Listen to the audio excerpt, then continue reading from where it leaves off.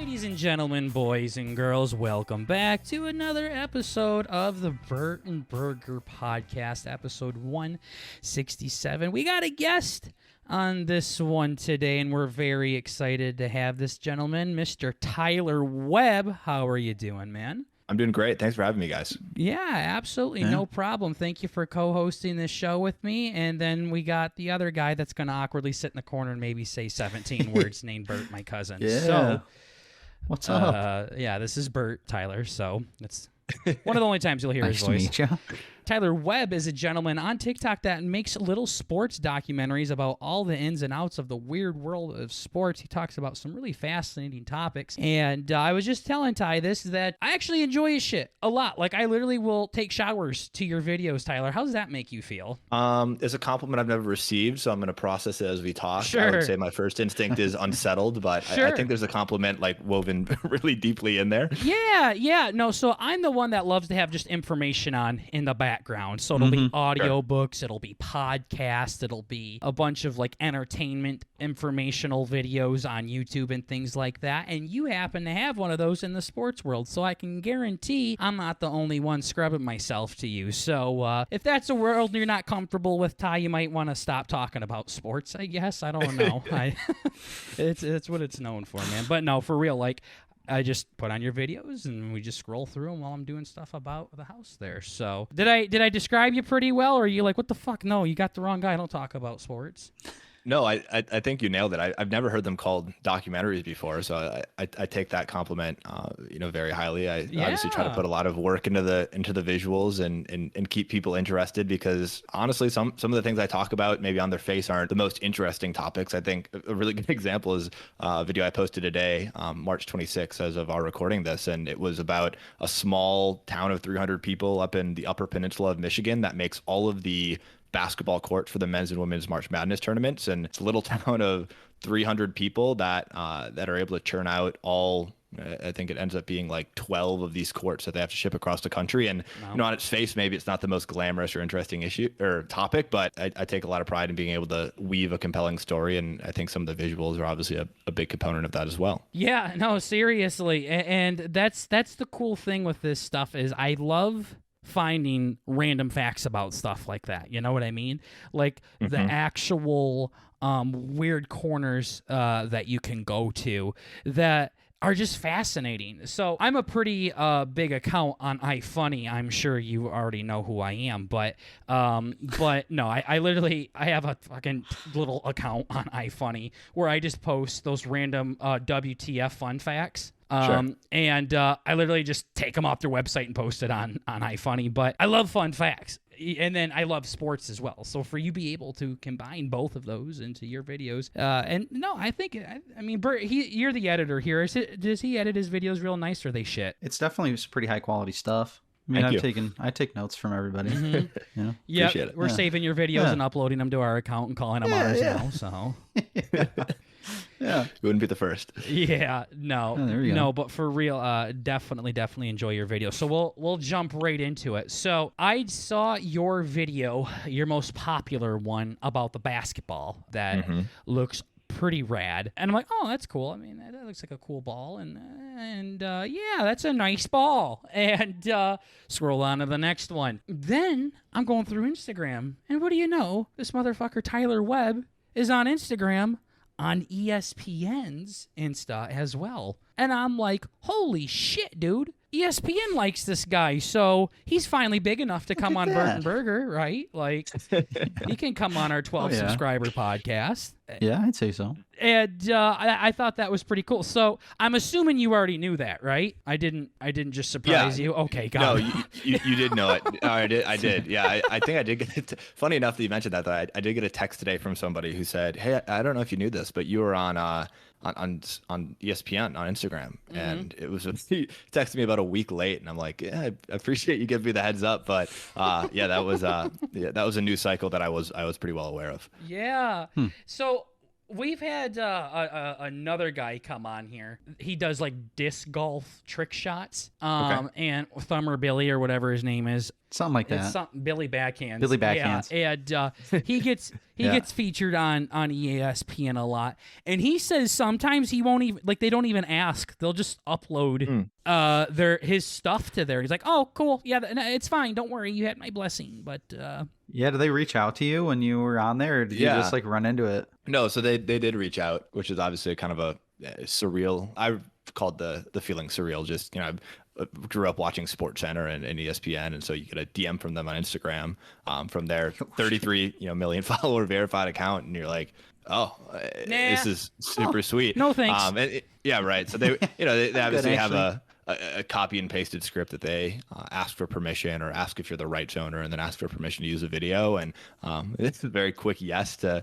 say. And within an hour, it was up on their socials. And I've told a lot of people like that video on the ESPN platforms, because they posted it to their TikTok and to their Instagram. And so the total following that from their platforms that saw that video were probably in the close to 100 million people, maybe more in the neighborhood of 75. Yeah. Holy shit, yeah.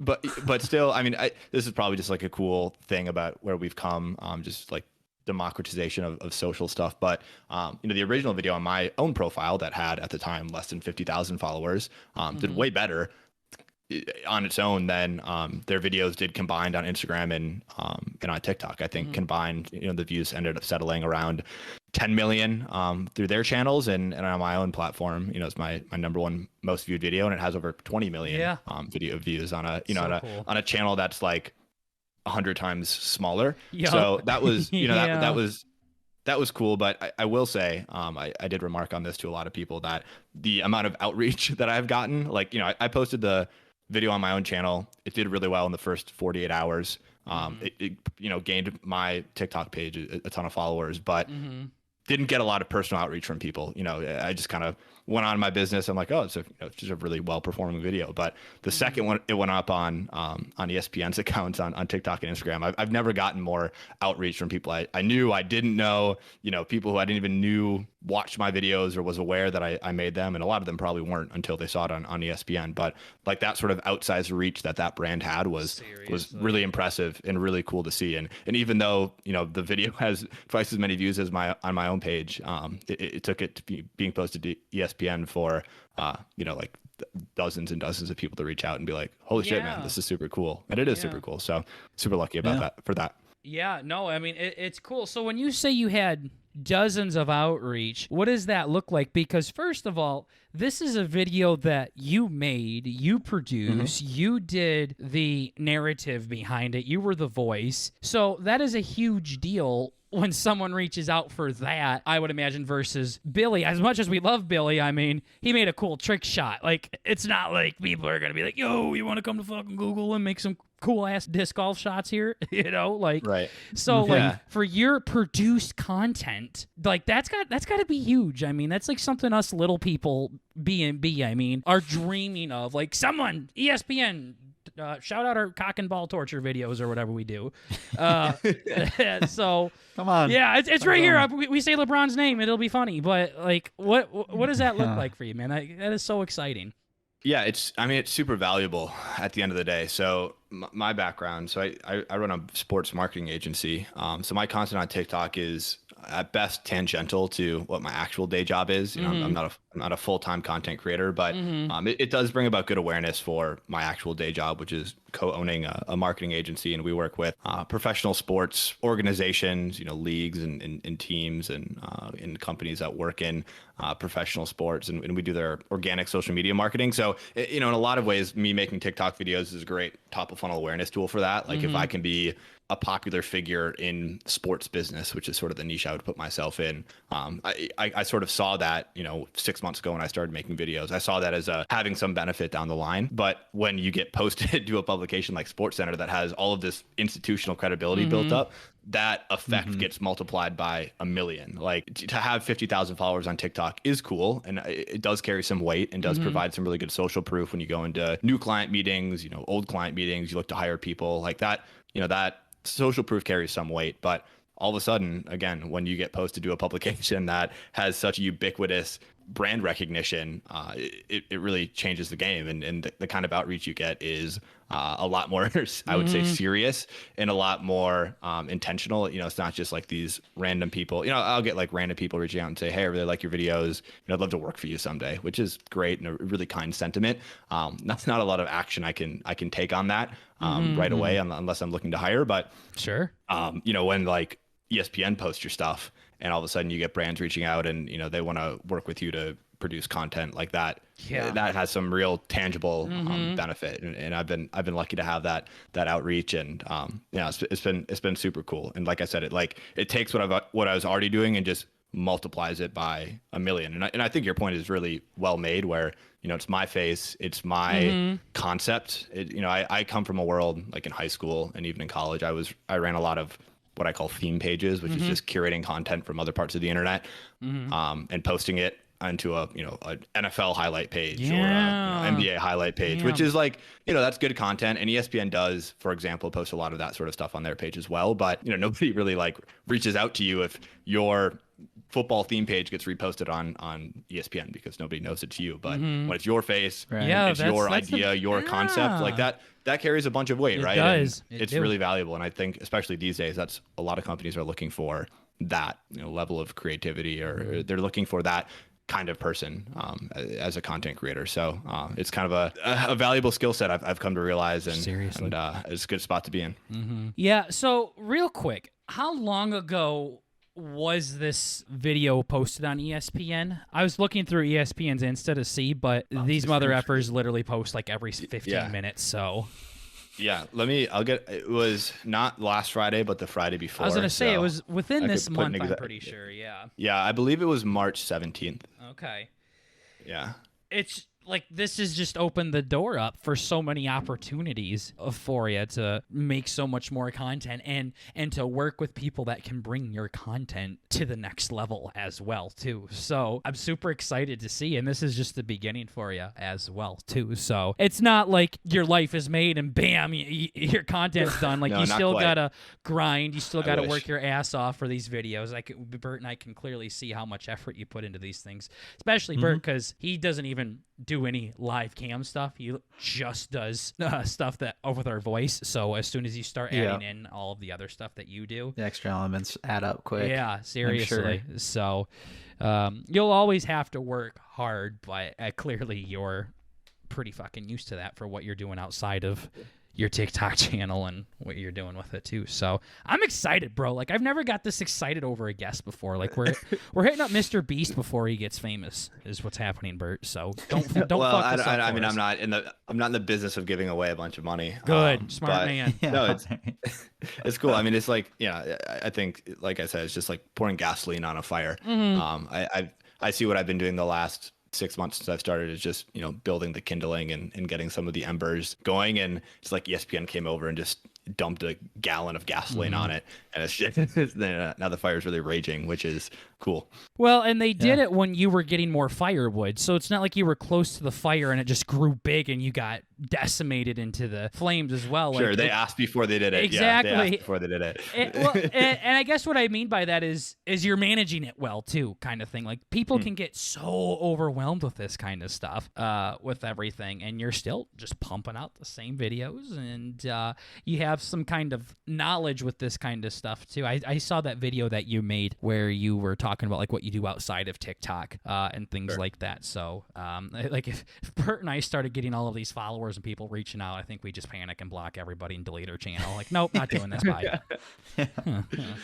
You definitely got to sift through the good stuff and the bad stuff, and there's probably more bad stuff, unfortunately. But there's some nuggets of gold in there.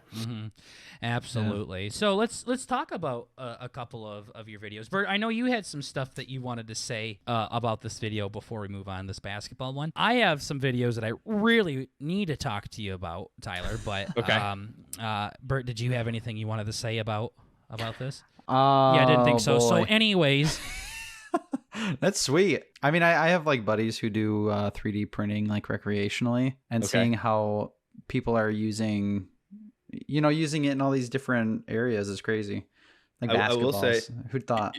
Yeah, right. And I I'm definitely not an expert in 3D printing by any means. I would say I know very little about it actually, and I didn't try to delve too much into that side of it in that video. But it was funny, the weekend, literally, the video got reposted on SportsCenter on Friday, and I was out with some friends on Saturday, and I was with a friend who I hadn't really realized, but she knew a lot about 3D printing and like additive manufacturing, which I think is some big umbrella term for what they're actually doing in making that ball. And I was sort of trying to explain it to people because they were asking about the video and sort of the concept of this ball, which is maybe what we want to get into. But regardless, they were asking about it, and I found myself starting to explain it. And I looked over at her, and she was just kind of shaking her head. And I'm like, am I just completely botching this? And I was completely botching it. But luckily, I didn't do too much of that explaining in the actual video. And didn't completely embarrass myself, but it's a super interesting world. And it's I mean, the company that made that basketball, not to get too far ahead of ourselves, but they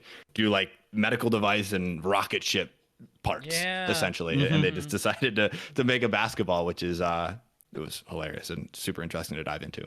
Yeah, for sure. Are you searching out for this stuff, or is it like you stumbled on this somehow, or were you researching other stuff and found it? Or so there's actually a funny story about that specific video. So like my general, the nice part about the content that I make is I'm genuinely interested in it. Like I love researching and just being curious and, diving down these rabbit holes. In a lot of ways, my videos I will have some sort of idea or sentiment that I want to explore. And then I'll just kind of start reading about it, and I'll let, whatever I find, lead me in a direction. So like, I think a good example, like a broad theme of videos that I make is like, this sports league is in decline. It's kind of a flashy hook and title. And so I'll come into a great example is like baseball. Like I think there's this common sentiment in America where it's like baseball is in decline. What's happening? And so my question or my hypothesis is, why is baseball declining? But I don't necessarily go in with any preconceived notion. I start reading around and try to, read opinions and, sentiments of other people and try to build this narrative that's compelling and, build some sort of argument at the end of the day that I believe is compelling and that I believe in. And so this airless basketball thing was just one of those like rabbit holes that I was, probably doing some MBA research and found this kind of very tangential aside topic about this airless basketball that Wilson had 3D printed at the dunk contest. And I remember earmarking that video as something that would be interesting to look into, but I didn't do anything with it. And honestly, I just kind of kept kicking it down the road because more timely stuff kept coming up. And I figured I could always come back to the airless basketball thing. Like that wasn't a super pressing topic. And so honestly, I probably kicked that video down the road, 7-10 days up to a couple weeks where I was like, I don't know how good this one is. And I'm just going to I'll save it until I don't have anything to write about, basically. And then the time came a couple weeks ago where I didn't have much to write about. And so I'm like, okay, let's dive into this and learn a little bit about it. And I'm glad I did because it was really interesting. And Wilson and the company EOS that manufactured the actual ball did a really good job documenting the process of, what they were doing. And, at the end of the day, it was kind of a marketing gimmick.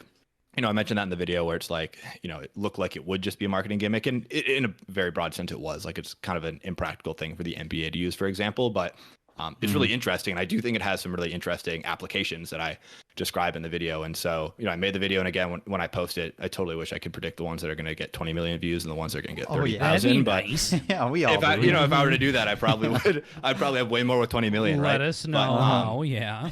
Right. But, I posted this video and I'm like, this feels like one that's probably closer to 30,000 than it is to 20 million. And I remember, usually I'll post a video and I'll sort of put my phone away and come back a couple hours later and just check in to see how it was doing. And this video had like 200,000 views in the first hour, which is crazy for me. And I'm like, whoa, that's going to be a good video. And you can kind of judge the trajectory. And so I go to bed that night and it probably had 500,000 views before I went to bed. So in the first, 2 or 3 hours, and I wake up the next morning and it had 5 million views, which is, already my most viewed video. And it just didn't stop growing. And it was, all of a sudden at 10 million, 15 million, and then 20 million. And it was like, it was something that just never stopped going. And it was just, I think, such a, generally likable topic that, people were sharing. And that seemed to be a big a big lever of growth for that video was just it was such an interesting topic that people couldn't help but share it with their friends, and it probably reached an audience that was outside just my normal 40-page style audience. So I think that was a big help. But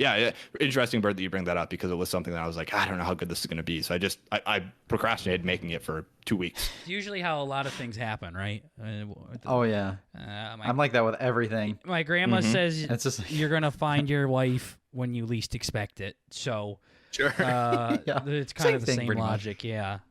So thanks, Grams. Yeah. I think Grandma meant that about the airless Wilson basketball video.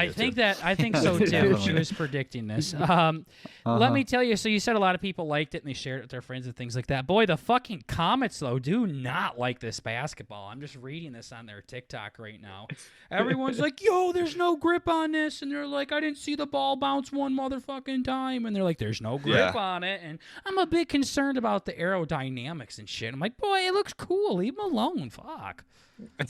It's I would say that where I got the most amount of hate for the video was so you make a good point. The dribbling thing is like kind of a meme now. Like I'll get people that comment on my current videos are like, I'm not commenting anything else until you show us a video of this basketball being dribbled. Sure. Which is funny. So now I got to think of a creative way to like have a video, like a follow up to this video. And I don't like to force those sorts of things. Like, if a video does well, I can just, I'm totally okay just letting it live on its own. Like, I don't think even the Wilson video is my most viewed one, I don't think it needs a follow up necessarily. Like, there's not much more to say, but it would be funny to incorporate like a video of it bouncing. Maybe that's like an Easter egg I can put in one of my other videos. I saw Mark Cuban bounce it off the ground or something like that. There definitely are videos, which is funny. Like, people could just go look it up. But they want to see it from me, which is fair. Yeah, they of course, I guess they want the fucking the king to do it, so they don't want to see it on YouTube. Yeah. I will say though, I got eviscerated the most. I got sent to me. It was posted to the Damn That's Interesting subreddit, and wow, the comments there were ruthless. They were like, and they're mostly like, I don't get a lot of like personal attacks, I'll say, and that's and that's nice, right? Yeah, right. And it's nice to not get a lot of personal attacks because my videos aren't centered around me necessarily. Like I will make a couple of videos where I share my opinion, but it won't be much outside of like my prediction for a game or something, right? But like my videos are very much centered on the topic. But on Reddit, people just did not like the fact that I was showing my face at all. They're like, way too much of this guy's face, way too little of the footage of the basketball being dribbled. And I'm like, hey, like, at the end of this, it's my page. So if you don't like my face, you're gonna have to look for this topic somewhere else because I'm gonna cut back into my face every now and again, and I think you can deal with the 25% of the time you're not seeing the basketball being dribbled. But I think that's gonna be my biggest uphill battle now, is just getting people that dribbling footage. I'll have to unearth it. Yeah. I don't know. I mean, I get what the people on Reddit are saying about the point, not with your video, because your video is a short. Like, it's designed to go back and forth between the person talking and the product. Like, that is just how shorts work. But like, I listened to this guy on YouTube that would have a bunch of like fun facts. Like, do you know who like KTO is on YouTube, or Set the Edge, or those people on YouTube? So like, I that's where a lot of my YouTube subscriptions go, to channels like that. So that's why I like your stuff so much. But KTO and Set the Edge like don't show their faces that much because they're long form videos, and I'm not there to look at KTO's face. I'm there to look at the little mini documentary that they're making. Same thing with Set the Edge. I don't think Set the Edge has ever showed his face or things like that. Or, Urinating Tree or 5 Point Vids. People like that. Those are people that came on the podcast too, by the way. I don't mean to pat myself on the seriously? back too That's much. awesome. Yeah. Yep. We got sweet. 3 subs from it, so it was cool. But we're hoping to get an ESPN downfall with one of these here, and it's yet to happen. So but we love talking to other content creators. But anyways, they don't show their faces that much because it's an actual documentary. Yours is a short though, so fuck off, Reddit. Like, this is how they're supposed to be. I mean, if you want me to be your PR guy, dude, I'll do it. I'll just text everybody like fuck off from Tyler. If you want to say fuck off to all of Reddit, you can be my guest, but do not do that on my behalf. But there was another guy on YouTube that did this, and he just would come back to his face way too much. And that was weird to me, like for that kind of video. It was like a 12-minute video, and it would show a highlight, and it would come back to his face, and then show a highlight and come back to his face. And I couldn't, that was just kind of weird. So it doesn't work well there, but for shorts, man, I keep doing what you're doing because it is clearly working for you. Well, I appreciate that. I mean, that's actually good insight. So I'm looking to, I was just, before we hopped on here, reviewing my first script. I'm looking to, do more long form stuff. I think the style of my content bodes well for that. But that is something I've considered, to be honest with you. And I appreciate your feedback, even though you didn't even realize you were giving it. Is that I struggle, like, how much in those videos do you make it about yourself, or how do you center yourself in those videos? And I think what set the edge and urinating tree and all, like, it's almost, I think, a lack of connection that you can have, although they have a distinct style and opinion and voice. But I think there is something missing in that space that I hope I can bring, where it's like a truer connection to an individual. But I do totally hear your point about not centering yourself too much in the video, like especially with your face. There's a good way to do it. Yeah, and you just got to remember, like, it's about, it's like centering your face in it, kind of thing. Like if I'm sitting there eating spaghetti and I'm watching this really fascinating NFL video and it just cuts back to his face, I'm staring at this guy's face now while I'm like just kind of doing my own thing, and he's like staring right into the camera and things like that. So there's a way to do it correct, and I think how you do it is correct, but there's also ways to do it incorrectly as well. So, but you haven't done that yet. Don't worry, I'll fucking roast you when you do. Okay. Yeah. I mean, you can be my bellwether and see. I'll know when I'm doing it. I'm like, shit blows. Try again. Take two. Yeah. Nah, you better restart. But no, for real. So there is a balance, and I think you already knew that, though. It's not like you were planning on making longer form videos and it's only about you. It's always about the content, but you want it to be more personable. So I definitely respect that. Yeah, honestly, like the way I see these videos, like my short form videos being edited, it's like you have to be able to support the story visually, as well as talking about it. And like me talking only serves as a bridge, in my opinion, to get to the next visual component of the story. Otherwise, I try to hold back from just being the type of creator who's just flashing things on the screen nonsensically in order to retain somebody's attention. But I do think those visual components serve a pretty obvious purpose, but I think there's a tasteful way to do it. And me having my face in there is just the way for me to transition from section to section of the video. And I think when I'll speak in the first person, obviously, and I'll share my opinion on things. And when that happens, it feels natural to show my face. But as you guys have seen my videos, like for a majority of the time, it's what I'm saying is being supported by something visually. And that's that's obviously not only to benefit me, but it's like the video benefits, and it just becomes a more interesting, compelling product that performs better. Sure. Yeah, it's kind of like that personal connection thing you're talking about, where it's like that. I think what I'll do is I want to send you one of our videos that we've made where we kind of try to do this little documentary thing. It was the first time where Bert Berger tried to be serious. And it was those little music videos that I made, Bert, about random facts about the music industry that will blow your mind. Remember those? Yeah. So I think we got like 500 views on one, so that was exciting. Okay. But I want to show you that and be like, okay, this is how you don't make it personable. So it's the complete opposite. It's literally me just fucking spitting facts. So I love making the type of videos that you make, Tyler, because I like researching random facts about stuff. So I would make I made about 5 videos about random facts about the music industry that will blow your mind, and then I would choose like really iconic singers, and I would write I did a 60-second clip about a fun fact about them that was really amazing. And it's just fun doing the research and writing the script. And when you're like erasing shit and making notes in it, you feel like you're really fucking doing something cool. And then I upload it and it hit 700 views. I'm like, let's go, it's a success. So, so I made about 5 of those a long time ago, and they did well for our standards with things, but you'll have to take a peek at it and be like, okay, Burger, so this is where you did good, and then this is where you did absolute terrible with everything. So And so this is another good talking point. You might be saying, why aren't you still doing those? What happened? What's going on? Lazy, didn't feel like it. Didn't wanna. Stupid, shitty, bored. No, but Bert gets the same way, and you might get the same way as well. It's really hard to put a lot of heart and soul into something, and it doesn't do well. Versus doing something very mindless and very stupid and very non-talented, and then it blows up. I made a video about Mr. Krabs walking normally for 1 minute and 17 seconds, and it's almost our biggest video yet. And then I go and I do this thing that is my blood, sweat, and tears. So our luck, this Mr. Krabs walking normally will go viral.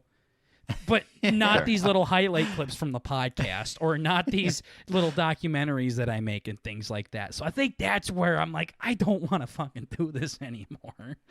I get it. Yeah. I mean, so when I started creating content, I tried a bunch of things that didn't work. If you ever had the time and scrolled all the way back to my earliest videos, you'd see a lot of really shitty versions of a day in the life, or a working time lapse, or a lot of things like that. And I was emulating things maybe similar to how you are, like emulating things that I liked watching, and I saw other people do really well, but realized that they were not anything that I was good at or enjoyed making.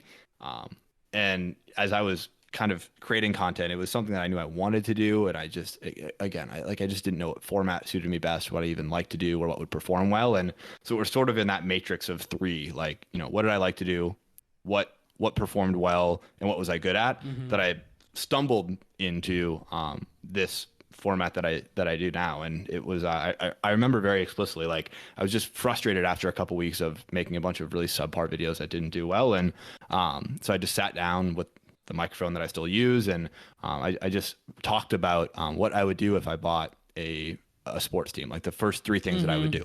And I took it from like a business marketing point of view instead of being a GM and signing players. And so a lot of the comments were like, yeah, I thought you're going to talk about what players you're going to sign. But my mind was thinking about it a different way. But regardless, it was my best performing video. It probably had double the amount of views, which at that time was like by a factor of 500 to 1,000 views. And I thought, I like doing this.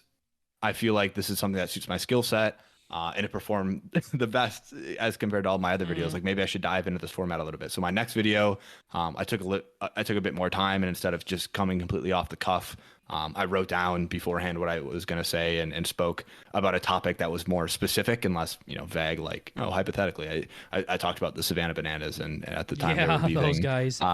They were leaving the collegiate league that they were in, and so I talked about that. And that video blew up, and it probably ended up at like 200,000 views or something. That might have been the one that I saw first from you. I think was the Savannah Banana ones. I believe. It's quite possible. Yeah. I mean, I leaned into the Savannah Bananas, and I was sort of taking my cues from a couple different places. So Bert has I realized no fucking idea what the hell the Savannah Bananas are, by the way. Yes, could be a 70s band. From it. It's a baseball team, and they're about as goofy as their name suggests. I so see. that's about all you need to know. That's all you need to know. All right. So I made that video, and it was just recorded on my phone, and overlaid with some audio from this microphone, and it did well. And I didn't even include that many visuals in the video. I didn't really edit it that intentionally, but it did well. And I'm like, oh crap, I think I have something here. So then from that point forward, it was just about refining that format to optimize for all the things I said before. What did I like doing? What did well? And what was I good at? And so I kind of got to the point where I was like, okay, I really like the researching. I really like the scripting. I'm good enough talking on camera. I'm good enough at like topic creation and hook writing and all that sort of stuff. And this seems to do really well. And so I just iterated on that exact format as much as I could, and that's how I've ended up with the types of videos you see today. And they're very intentionally not all too different in format and style from one another. And it served me really well from an audience building perspective. People know what to expect, but also from a sponsorship perspective. Like, somebody can come to me and want to work with me, and they know exactly what type of video they're going to get from me. And they know, like, if I pay your rate for a video because I want you to talk about my product, or because I want to post it on my own page, like, I know exactly how it's going to look, and they can feel really good about that decision. So yeah, it was like throwing a bunch of darts at the dartboard, and one ended up sticking a little better than the rest, and it was just making that as good of a product as I could, and we've ended up here like 6 months later.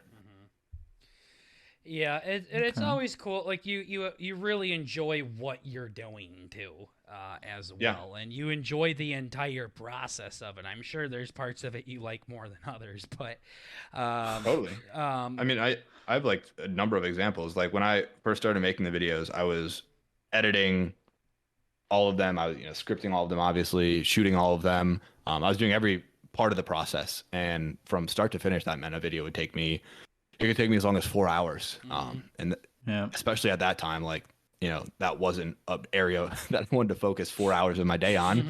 And it's still not my full-time job. And so I realized very quickly, like, this could not be a sustainable thing if I was focusing even 2 or 3 hours a day on a video, which is what I was doing. And I was even posting daily at that point. And so I learned really quickly that I didn't like doing the editing all that much. I wasn't particularly good at it. Like, I was good enough to suffice, but I knew if I wanted to get to the point where I wanted to post daily, and there are aspects of the video that I knew could be better, that I was gonna have to hire out. So that was the first thing I did. Like, before I even made a dime on any of these videos, I hired an editor and started working with them. And it felt like a step back in the moment, because I had to sort of re-explain a lot of my thought processes that were just like, there were no best practices behind how I was editing. It was just kind of what my gut felt like in the moment, which is a little hard to convey to somebody who's never edited your style of video before. But fortunately, like, I had built up a certain style and a certain catalog of videos where I could basically say, hey, just copy this style, here are the fonts I use, here are the colors I use,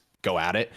And again, it felt like a step back in the moment, but after, I would say, a week, he was editing the videos better than I could have. And he was doing it way faster. That's what and all of a sudden I freed up like 2 hours in my day, and I could focus on the parts that I just really liked. So for me, being able to do this every single day for, probably upwards of half a year now, it's just been about isolating the parts that I like to do and getting rid of the parts that I don't like to do. And I could see myself doing this for years at this point, just because I love doing this. And I was thinking about that from the very beginning. Like, how can I make sure this is a sustainable endeavor?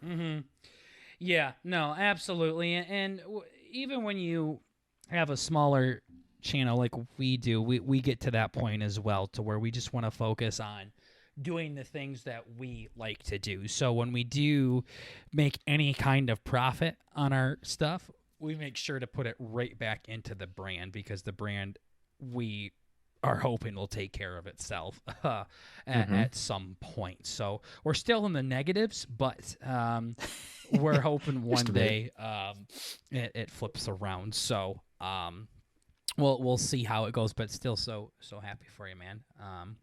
And with the big turnarounds on some stuff. So congrats on that. I did send you a couple of videos for you to check out at your own time. I'm not just fucking spamming you randomly. It felt kind of weird sending you a couple of videos. No, cool. So check them out whenever, but and do your worst, as we like to say. So now, one thing I did want to talk to you about, and we can go on to some way different topics here soon, but you made a video about a fantastic video game called Madden, and how best. They are going all out this upcoming Madden 24 or whatever it's going to be called, because they just need to know if this is going to be worthwhile and things like that. Let me tell you, I've been playing Madden my entire life pretty much, and Madden owes me a lot of money for the amount of things that I have to sweep up after it, and for the amount of hours of therapy I've had to pay for from it,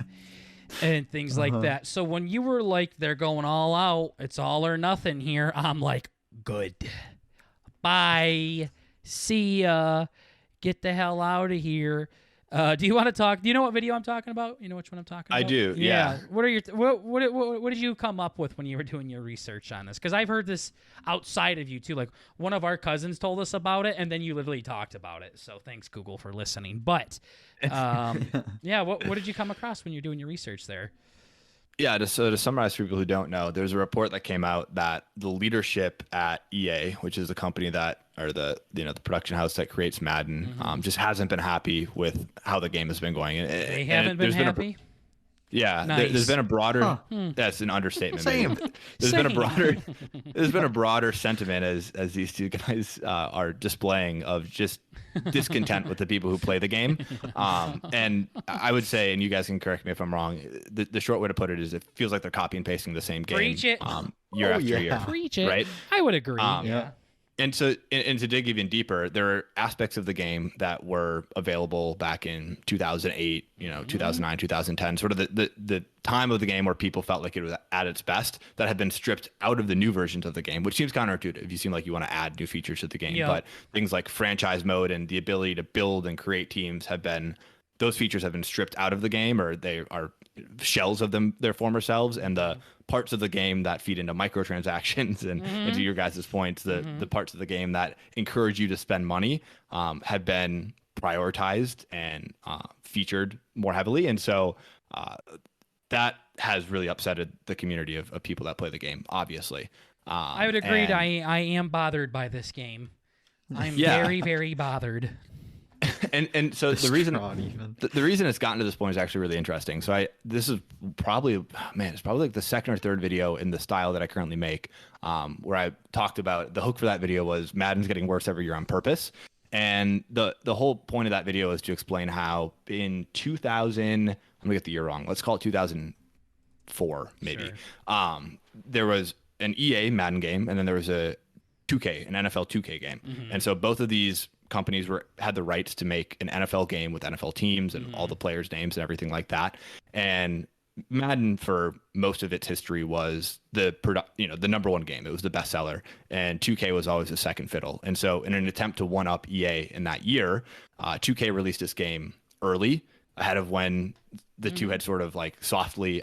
There's probably no agreement, but there's probably like an understood time when they're both going to release the game. Sure. EA released it 2 weeks early, and they also reduced the price by 25% or by 50%. So instead of charging what it is today, probably like upwards of $70, I think they were selling it for like $20. And so this upset Madden, and obviously it kind of ate into their sales a little bit. And so they had to rush to release the game, and then they also dropped their price to match what 2K was doing. So there were two really solid NFL video games that were being sold for $20, and they were competing with each other on features and all this sort of stuff. Sort of the idea of a competition happening in the marketplace to produce the best possible product. And so the NFL saw this and said, we cannot have two shit show organizations racing to rush out what people could perceive as a half-baked game and it being sold for $20. Like, this looks like the most undesirable product in the entire world.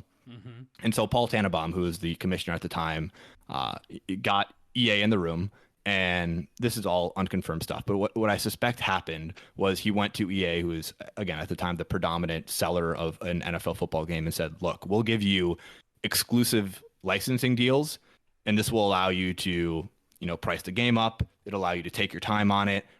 It'll allow us to be more intentional around our marketing efforts, and it'll make sure that we don't look like fools again, where we have, two half-baked cheap games in the marketplace. And so the NFL gave exclusive licensing rights to EA, effectively ending the 2K franchise because they could no longer use NFL team names or colors or fields or players or anything like that. So EA now has exclusive rights, and their incentive to make a better game completely goes away because they no longer have to compete with anybody to outsell them the next year. And so the subsequent games are still pretty good, but as the years go on, into the mid 2010s, the game just kind of goes downhill. And this is especially noticeable when online play becomes really popular, and all of a sudden people can promote microtransactions, and now you can buy players with real money. And they start to favor that aspect of the game again over the, offline team building stuff that a lot of people really liked. And so all of that has now come to a head where it seems like EA and or the NFL is aware of the general public discontent, to put it lightly, right? So, yeah, and so, I would like to just say, lightly, this is the reason why ESPN is going to reach out to you for deals, and Brazzers reaches out to us, because Bert and I will say, fuck this trash ass game. It's not fucking fun. It's unfair. I don't like it. Fuck off. No, I don't want to buy this again as I'm handing them $70 just to do the exact same thing over and over again. So, yeah, like you were giving such a professional and nice answer about it, and Bert and I have said anything but that. Madden doesn't deserve your professionalism here, Tyler. Like, they don't deserve any kind of positive thing. I know you're not saying anything positive about it, but you're being respectful about it. No, fuck that game. They're stupid. Anyways, continue.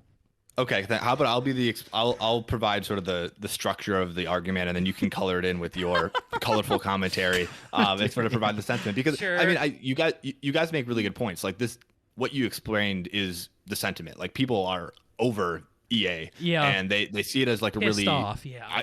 I'd go as far to say like a really exploitative franchise where they, they know they can get you to spend money, and they're getting people to spend money. And I will continue to do so, but still. And they're not delivering a better game at the end of the day. I think there'd probably be less complaints if it felt like your money was going somewhere. Sure. But it doesn't feel like it is. And again, it feels like they're just copy and pasting the same game over and over. And there has been, funny enough, there has been evidence of that happening. Like there's old Super Bowl logos that still exist in newer versions of Madden because they just completely neglected to change those over when they were literally copy and pasting the code base from one year to another. But it seems like this sentiment has reached a boiling point to where the NFL has taken notice, and I think very similarly to back in 2004 or whenever it was, where the NFL was kind of upset that there were two games that seemed to be competing in a race to the bottom. It seems like the NFL is now kind of upset that there's a really unliked franchise with their name attached to it. The NFL likes being the most popular kid in town. They don't like being like the ire of a lot of their fans, especially their young fans. Like that's a segment that's really attractive. And I think this is especially true when you look at games like FIFA or MLB The Show or NBA 2K. Like these are all pretty well regarded to be like pretty solid video games. Mario Super Sluggers, yeah. NFL I don't think generally people have a lot of problems with some of the other sports games in the market. It seems like the NFL gets specifically the ire of a lot of sports fans, and that's probably exactly. I think it's rightfully deserved. So to come back to this all, there's a report that came out that said EA leadership was really upset, and if the development team didn't make any changes, there would be a significant shakeup. And it seems like that's pressure they're getting from the NFL, who is saying, hey, in a couple of years, your exclusive licensing deal to our IP is up, and we're happy to go shop around with it. And you've seen this trend in television rights. The NFL goes to Amazon and says, we don't have to go through a traditional broadcaster to get billions of dollars for our games. We can go to Amazon and get $1 billion a year from them, put one game behind a paywall that, my poor grandpa can no longer watch because he doesn't know how to access Amazon Prime. And so I wouldn't be surprised if they, essentially put their schlong on the table and said, we'll go sell these rights. And I honestly think what's more likely is that they'll sell their rights to multiple games. And so they should. Now, all of a sudden there won't just be, that's how it was. It'll probably come down to who's going to pay them the most money. Like if EA says, hey, we'll fork over the same amount that you could get for two people that, own the rights, we'll pay that for you have the comfort that one person owns the rights. Like they would do that, but I don't think it's crazy to say that they would shop it around and open it back up to a company like 2K to have the licensing rights to their games, which at the end of the day is really good for the consumer and really, really bad for EA because all of a sudden their most popular game just gets a huge bite taken out of it in terms of market share. It's probably true that it'll still be a really popular video game, but maybe it'll decrease its sales by 25-30% next year, and that's millions of dollars, and that tends to cost people their job. And I want to make one more point here. Sure. There are these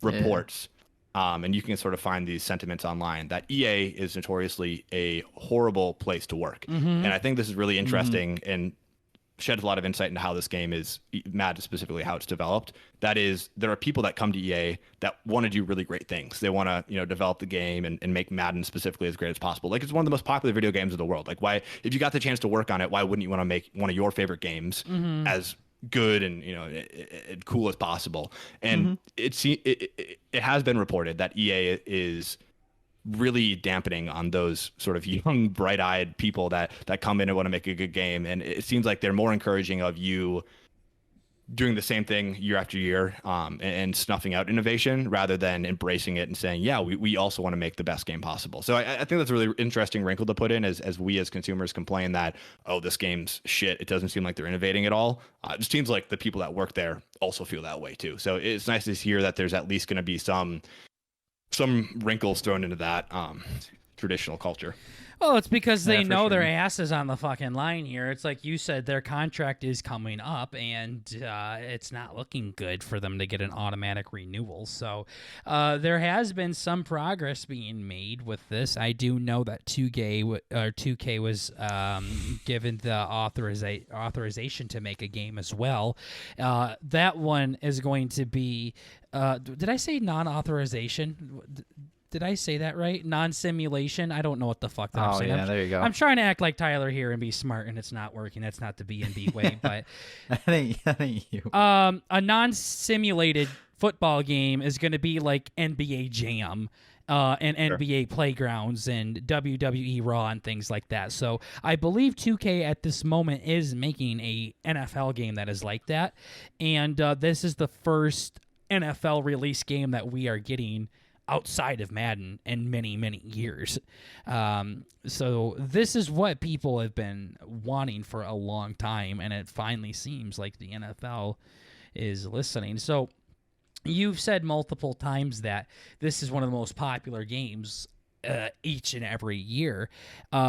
And it 100% is, like, by sales-wise, like, Madden is always, like, in the top 3 every single year, and I think that's amazing. However, it ain't because it's Madden. It's because it's a video game in which you can play football as NFL players. That is what it is, and there is nothing else out there. So that's why, like a monopoly. Exactly. No, we have no choice. I am not going to stop playing football. I love football. I live and breathe football. I'm constantly doing my research on fantasy and just scrolling the news on it through Instagram and regular websites and things like that every single day. And so I know there's millions of other people out there that are just like that. Football is a very, very popular sport. So people are going to keep playing it. Despite, this shows you how much we love this fucking thing because we play Madden and buy it every single goddamn year. It's a bad game. And I really hope we see some changes here. Now, do you think it's like the same kind of thing? Like the big argument with Madden is it's, besides the microtransactions and it's a copy and paste, it's just not a good game in and of itself. Like the game is very animated based, like animation based versus physics based and things like that. Would you say like that's kind of a big complaint that you've seen as well when people when doing your research is why people don't like this game? It's the gameplay in and of itself that is just not good. Yeah, it seems like I would say you're right. And it seems like they will paste over this really thin veneer of a cosmetic update. So I think these animations that I always see them hype up these animations. You'll get these really high rendered, really high frame rate, smooth looking clips of players doing these new realistic spin moves or jukes or hurdles. But you're right, when you get in the actual game, it seems like they're really reliant on those animations and less so about the skill of the player. But I think an even better example is this last year they released the ability to do the gritty in the game. And that provides very little functional improvement, and it's this very thin veneer of cosmetic lift and making it look like they're doing something revolutionary. But at the end of the day, they're just putting a new celebration move in the game without actually improving the gameplay experience. Well, and so, reskinning it is right, like you said. Like they were like this freeform passing. Justin Jefferson's like, you can put the ball where only I can get it. Bitch, the only thing you did is put a circle and I can see where I'm putting the ball. You've always been able to lead receivers. You've always been able to put it to the left or to the right of the receivers. Now all of a sudden you're doing a reskin to where I can actually see a dot on where I'm putting the ball at. Bitch, you've always been able to do that. Like maybe a little bit more control in this one, but all you're doing is, like you said, a reskin. This was already in the game, and now you're adding a visual to it, and they act like it's this brand new mechanic. No, it wasn't. It wasn't. So, and trust me, when you overthrow my receivers, that was always in the game. That's not this freeform passing to where I can just put it outside of the receiver's reach, so he has to really stretch out and get it. No, they've been doing that since Madden 15. They've been overthrowing my goddamn drag route since then. So this isn't something new. And now they want to act like, oh, it's freeform passing. It isn't. It's also not a very technologically sound game. It seems like it crashes all the time. It's really slow. The quick resume, all that stuff. It seems like they get a bunch of people in a room and they look through a list of suggestions that they get from the people who actually play the game, and they say, okay, these bottom half, that's going to take too much work and actually require us to make something new, so we're not going to do those. And these in the top half, like you explained, we could probably put some cosmetic something or another on top of let's add a feature that already exists.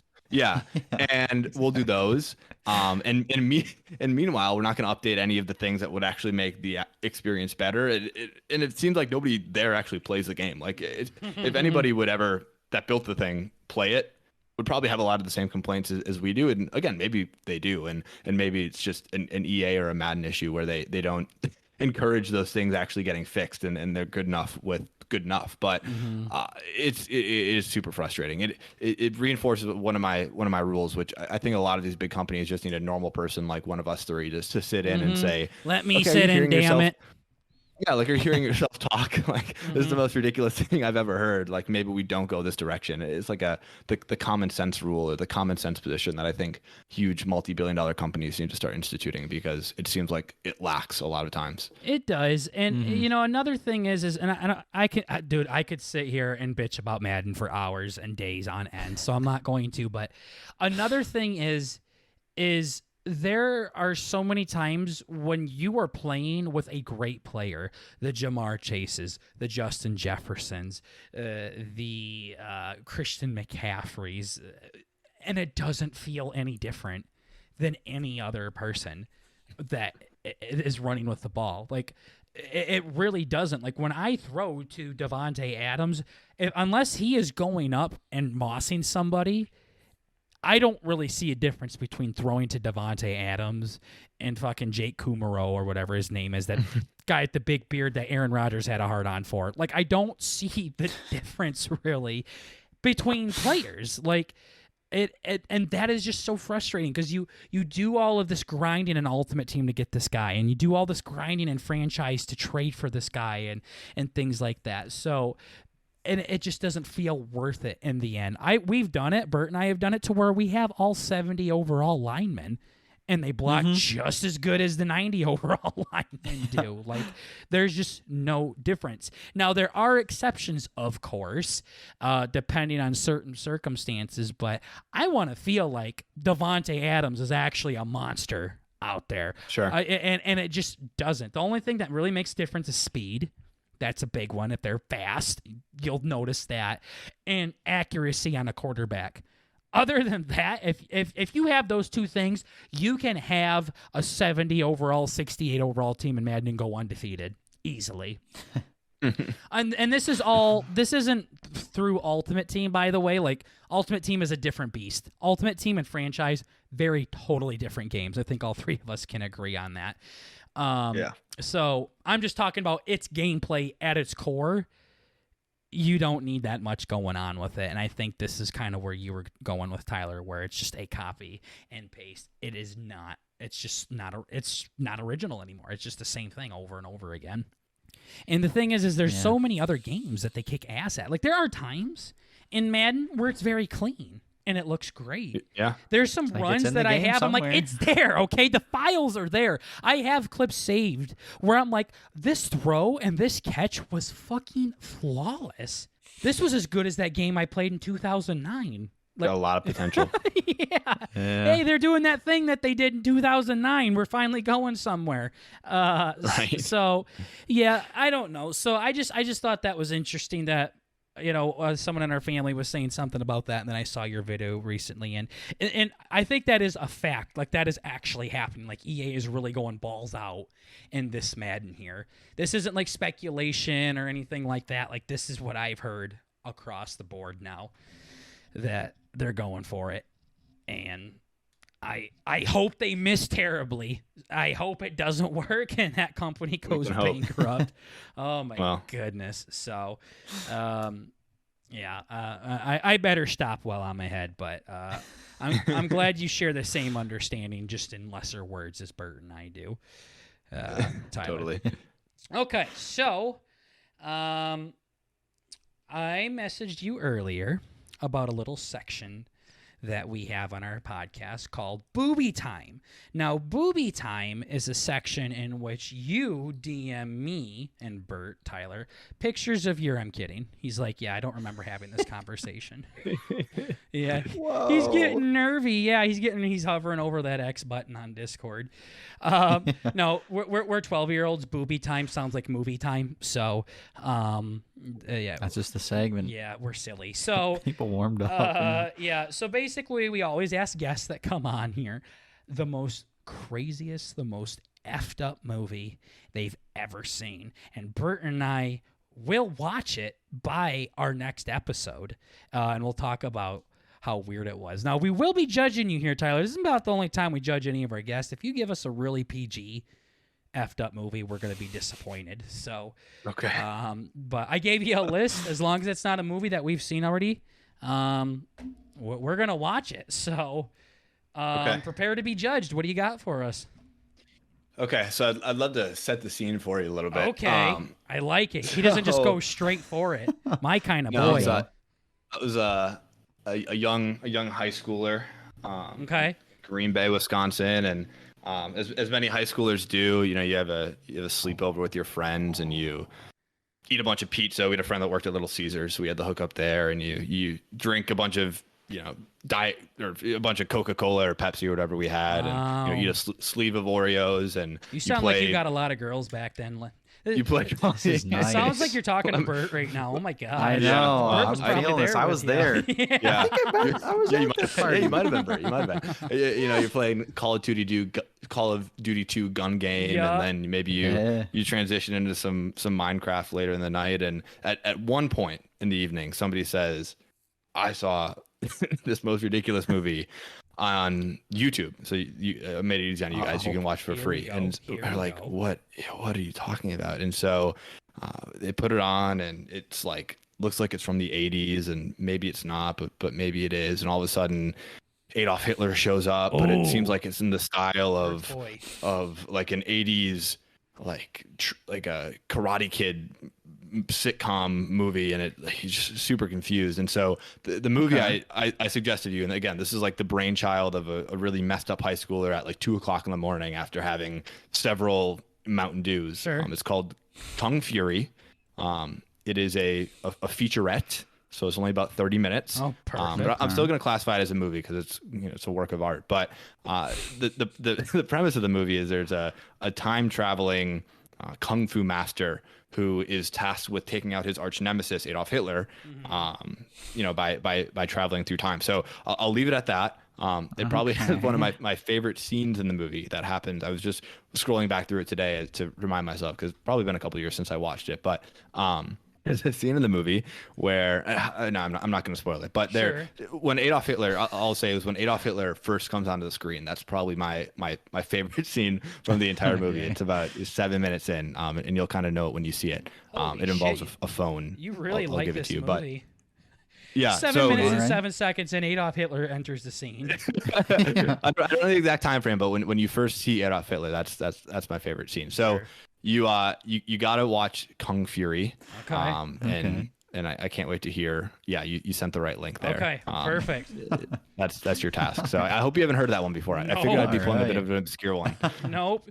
All right. Hell Well, you yeah, are that's what we're already looking for. better than where some people. Someone, I love Latin Cat Girl, but she gave us a 2001: A Space Odyssey. So one of the biggest classics of all time, and I'm like, oh yeah. Not a fan.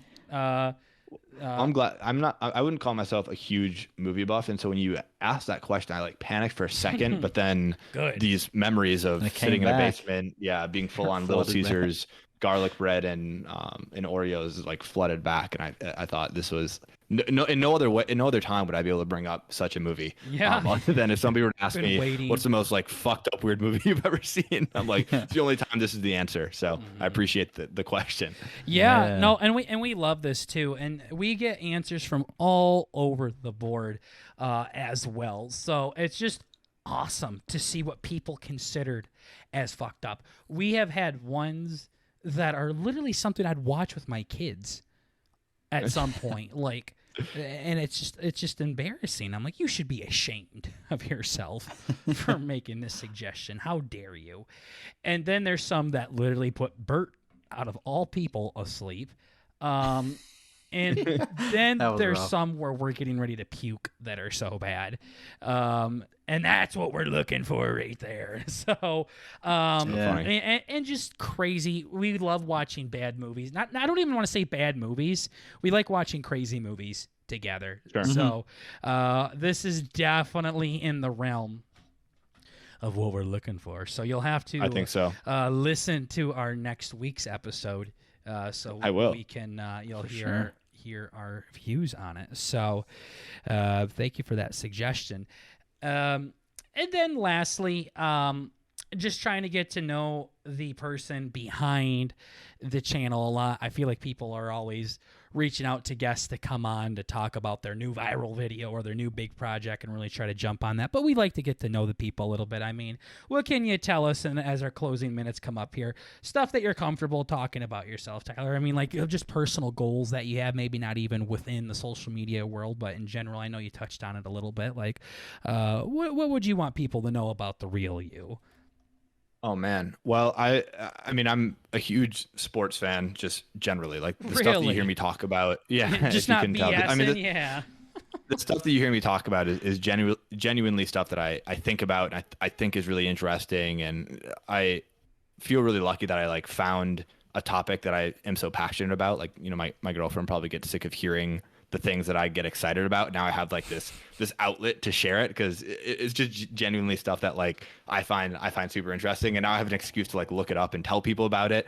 And just be like, oh, it's just for a TikTok, but you know, half the time it's not. But like I'm really into this sort of stuff, and I think more broadly, I just love the way that sports can connect people, or just like provide some sort of avenue into a way of thinking that somebody might have, and expand that or change that, or provide a new perspective. Like I've made a lot of videos that are at its core about things like urban planning, or, you know, taxes or government spending, or things that I also find interesting and I also find important at a societal level, but I can use sports as that avenue into, you know, providing somebody like with a different lens to think about things like public infrastructure or urban planning or things like that. And so, you know, this is stuff that I'm really geeky about, but it's also not, you know, the only thing I'm interested in. Like, you know, I just like to use sports as that thread, because for a lot of people, that's like a thing that they, you know, they think they know a lot about. And I don't think people give themselves enough credit a lot of times. Sure. And I think they do know more. They could have, you know, more thoughts about things that are, you know, more important on a broader societal level, and I think sports are just a good way to remind people of that, and say like, hey, you know, it's okay to think about things in this way, or you know, it's okay to have opinions about things outside of sports. And I think I'm speaking especially to like young men in that way too. It's, you know, you don't have to just be somebody that yells your opinions and, you know, doesn't have opinions, or thinks having an opinion outside of a, you know, a normal opinion is weird or like not cool. Like it's cool to care about things, and it's cool to use sports to help people care about things they might not even know they care about. Well, Bert's wiping a tear away right now. I can tell you that much. Oh, he's ready to go to war for you. Yeah. That was pretty fucking neat, bro. Holy shit. No, but what about sports that you play? Like, played them in high school or college, or what you're doing right now? Yeah. So yeah, I don't play anything at present. I was probably the most subpar baseball player you could have ever imagined. I played all growing up, and then by the time I got to the varsity level at high school, they only let me pitch. So I was just a pitcher in high school, but I'm lucky enough to still be around the game. I coach a baseball team. I'm currently located in Minneapolis, so I coach a team in the city, and it's just super fun to be involved in the game. And I now have like a bit of extra credibility when I go, because all these guys like see my TikToks or my, you know, YouTube shorts or Instagram or whatever it is. But I mean, it's so cool to be a part of the game. And I think in a lot of ways, what I was just describing, like, having some sort of commonality with people that, come from different backgrounds or think different things, like that's totally what baseball is for me. And it's just a great way, coaching is a great way for me to stay part of the game and sort of hopefully have a positive impression on some of these kids and remind them that, like, it's okay to care about things. It's okay to be passionate about things. It's okay to be passionate about things that some people might think are weird. It's okay to put yourself out there. Like all these sorts of things I feel really strongly about, and hopefully through baseball as a medium or through sports at large, I can impart on a younger generation of kids. Yeah. No, absolutely. Yeah, and I think it's cool that you're really recognizing sports as something that's a lot deeper than the sport itself, and things like that. And using that platform as a way to be a part of these people's lives in a bigger way than just their coach. So that's pretty cool. And honestly, if my coach had videos that were going on ESPN and things like that, I think that's pretty damn cool too. So yeah. Unfortunately, when I was in fucking high school, I don't think TikTok was even created yet. So the luxuries of being in the youth today is pretty cool. But no, I think that's awesome, and yeah, we're big sports guys as well too. So glad that we were able to sit down and chat with you for a bit, Tyler. So as we start to wrap up today's episode, go ahead, shout your shit out, man. Where can people find you? Well, you can look up Tyler M. Webb on TikTok and Instagram and YouTube. I think I'm probably most excited to start dabbling into some long form content, and I always love the feedback. So on YouTube, if you go check out my stuff there, you'll see sort of a shorter 1-minute version of all of my TikToks being posted. But soon there will be content that's exclusive to that platform that will hopefully be a more in-depth analysis or just a longer form version of the type of stuff I'm already doing. So if you find yourself enjoying the shorter stuff, the longer form stuff on YouTube is soon to come. Hell yeah. And Bert, what about his links? Where are they going to be found at? Yeah, in the description of they're actually clickable on Spotify. I don't know if anybody knew that, but I love that. I have clickable links in Spotify. We got it up on YouTube, everywhere else. Click them. Absolutely. It's got great stuff. Yeah. Great stuff to come. Go check out Tyler's stuff and go check out my cousin Bert's stuff too. That is right, ladies and gentlemen. He sat here through this podcast. He was here. Believe it or not, I actually had to sit through a NFL podcast with this guy by myself, and it just felt like a mongoloid just attached to my hip. Just sitting there. Parasite. Yeah, just like sucking the life out of me while I'm trying to talk to these cool football guys. So, yeah. That's the Bert you got today too, Tyler. So I'm sorry about that. But that was great. He does better when attractive men aren't in the call. I think he gets a little nervy. So that's why he talks a lot around me. So, but it was a pleasure though to get you on, buddy. Thank you for stopping by. I appreciate it, guys. It was great. Yeah, it was fun. Heck yeah, and thank you to everybody else listening to the podcast. We are Bert and Burger. We're just trying to bring a little bit of the family element to the podcast world, and don't you dare forget that it's just comedy. At the end of the day, please calm down. You're hurting Bert's feelings. Chill. Get the hell relax. out.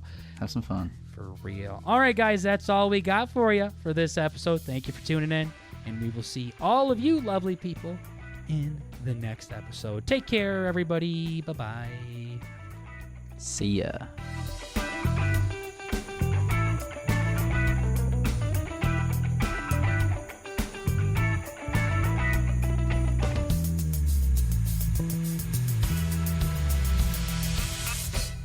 Let's add the Gwitty.